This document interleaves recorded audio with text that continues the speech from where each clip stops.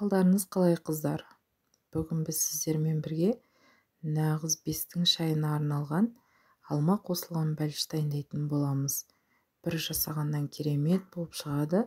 Нағыз шаймен ішуге арналған пирог болып шығады. Міндетті түрде жасап көріңіздер. Ол үшін біз ең алдымен миксерлейтін ыдысымызға жұмыртқамызды, шекерімізді және шым-шым тұзымызды салып, аппақ болып көпіргенше миксерлейтін боламыз.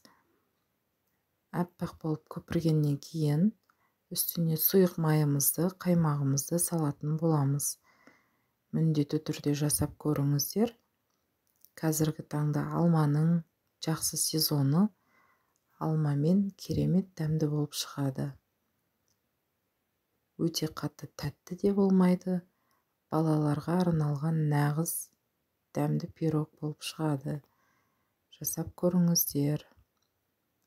Егер пирогым ұнап, каналым ұнап жатса, лайк басып, каналыма тіркеліп, мені қолдап қойыңыздар. Осылай барлығын салып миксерлейміз. Біркелкі масса болғанша осылай аппақ қою болады. Және оның үстіне, ұнымыздың үстіне разрыхителімізді салып, жұмыртқалы массамызға қосатын боламыз.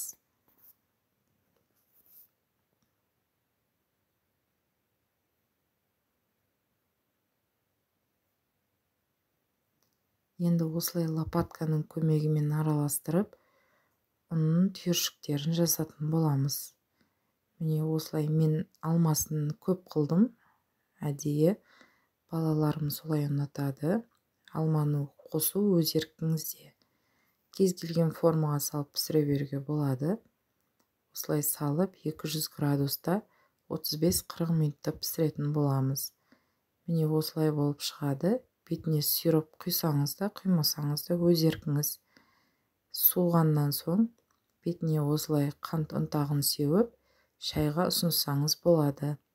Өте керемет болып шығады. Бір жасағаннан ғашық боласыз. Отбасыңыз тағы да сұрайтын болады. Міндетті түрде жасап көріңіздер. Ас болсын, бестік шайларыңыз дәмді болсын. Каналыма тіркеліп, лайктарыңызды басып, мені қуантып қойыңыздар. Алда тағы да керемет рецепттер болады. Сол үшін менімен бірге болыңыздар.